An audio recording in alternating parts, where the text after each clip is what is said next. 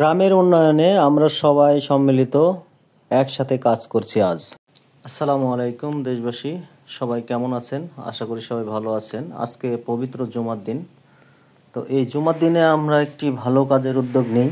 আমাদের গ্রামের যে রাস্তাগুলো আছে, এই রাস্তাগুলো আসলে পানিতে পরিপূর্ণ হয়ে যায়, একটু বৃষ্টি হলেই জলবদ্ধতা হয়।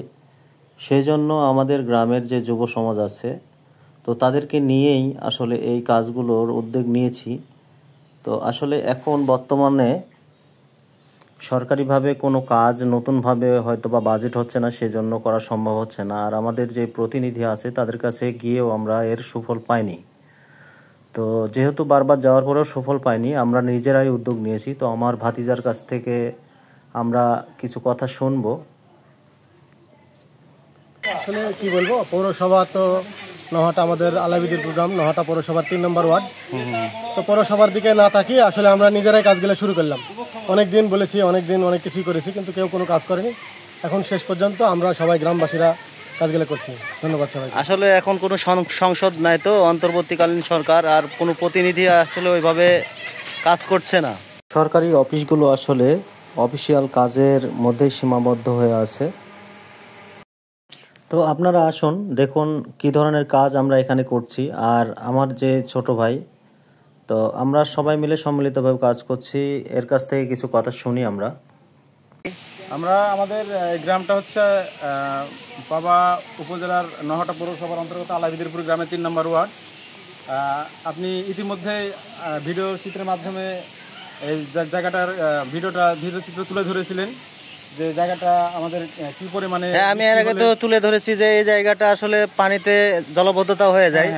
তো সেজন্য আমরা বারবার হয়তোবা অফিসে গেছি, পৌরসভাতে গেছি। তো যাওয়ার পরে এগুলোতে কোনো কাজ হয়নি। তো আমরাই সম্মিলিতভাবে সবাই মিলে চেষ্টা করে এই জায়গাটি সংস্কার করছি, যেন বৃষ্টি আসলে যেন এই জায়গাটা কাদা না হয়।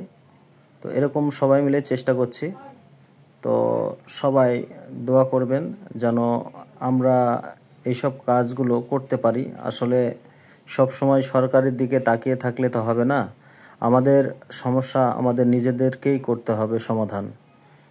তো আমরা যারা যুব সমাজ আছি তারা যদি নিজ নিজ এলাকার এভাবে সচেতন থাকি, তো এই সমস্ত কাজগুলো আসলে আমাদের নিজেরাই করে ফেলা সম্ভব। কারণ আমরা সবাই ব্যস্ত থাকি, কাজের মধ্যে জড়িত। তো মিনিমাম জুমার দিন শুক্রবার সকাল থেকে উঠেই এই ছোট ছোট কাজগুলো আমরা করে ফেলতে পারি। তো আমাদের এই কাজ কেমন লাগছে আপনাদেরকে অবশ্যই জানাবেন। আর আমাদের এরকম উদ্যোগ আপনাদের কাছে যদি ভালো লাগে, অবশ্যই আমার এই ভিডিওটি লাইক কমেন্ট করবেন। আর যারা ইউটিউব থেকে দেখবেন তারা অবশ্যই সাবস্ক্রাইব করবেন। তো সামনে যেই আমার এক ছোটো ভাই আছে, ইনি রহমান কোল্ড স্টোরে চাকরি করে। তো কেউই আসলে প্রতিনিয়ত আমরা কোনো শক্ত কাজের সাথে জড়িত নাই। হঠাৎ করেই আসলে সবাই কাজ করা, আনন্দ পাচ্ছি কাজ করে, ভালো লাগছে। আসলে কষ্ট না যে আমরা গ্রামের একটি কাজ করছি, নিজস্ব কোনো কাজ না। হয়তো 10 জন এই সাইড দিয়ে হাঁটবে, গ্রামের সবাই হাঁটাহাঁটি করবে, এটা আমাদের ভালো লাগা। আসলে এই ভালো লাগা থেকেই আসলে কাজের উদ্যোগ। তো সবাই আনন্দ করছি, কাজ করছি। আসলে জায়গাগুলো দেখুন কি খারাপ অবস্থা হয়ে গেছে। তো বৃষ্টিতে এমন পরিস্থিতি যে একটা গাড়ি এই সাইড দিয়ে যাবে, একটা বাইক নিয়ে যাবে, আসলে স্লিপ করে পড়ে যাওয়ার সম্ভাবনা থাকে। তো আমরা সবাই মিলে আসলে এই কাজগুলো করছি। তো আমাদের কাজগুলো কেমন হচ্ছে অবশ্যই আপনারা জানাবেন। আসলে সব কিছুই সরকারের দিকে তাকিয়ে থাকতে হয় না, কারণ এসব ছোটোখাটো কাজে আসলে ওইভাবে বাজেট হয় না। আর জনপ্রতিনিধিগুলো এখন বর্তমানে যে পরিস্থিতি, রাজনীতি একটা অন্য লেভেলে চলে গেছে। আসলে আমাদের যে জায়গাটা আমরা কাজ করছি, এই সব জায়গাগুলোতে আসলে পানি জমার প্রশ্নই ওঠে না। কারণ এখানে যদি একটি ড্রেনের ব্যবস্থা থাকতো, তাহলে কিন্তু এই জায়গাগুলোতে পানি জমার কোনো অপশন নাই। আর এখানেই পাশে নদী, ড্রেনের মাধ্যমে যদি পানি নিষ্কাশনের ব্যবস্থা থাকতো, তাহলে কিন্তু এখানে পানি জমার কথা না। তো আমার ছোটো ভাইয়ের কাছে কিছু কথা শুনবো আমরা। করছি আমরা যেন ভালো ভালো কাজ করতে পারি ইনশাআল্লাহ। সবাই দোয়া করবেন যেন আরো। আসলে সম্মিলিতভাবে কাজ করলে যে কোনো কাজ করে ফেলা সম্ভব। তো এলাকার যুব সমাজ পারে না এমন কোনো কাজ নাই। তো আমরা কাজের মাঝে একটু বিরতি নিয়েছি, তো সবাই রেস্ট নিচ্ছি।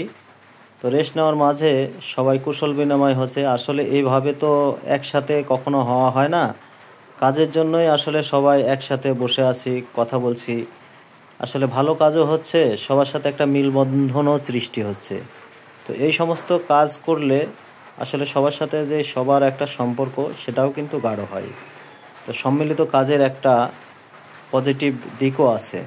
তো সবাই দোয়া করবেন যেন এই ধরনের কাজ আরও করতে পারি। ঠিক হতে হলে অবশ্যই ইলেকশনের প্রয়োজন আছে, কারণ জনগণের ভোটে কোনো দল যখন নির্বাচিত হয়ে আসবে তখন তারা জনগণের কাছে জবাবদিহিতার শিকার হবে।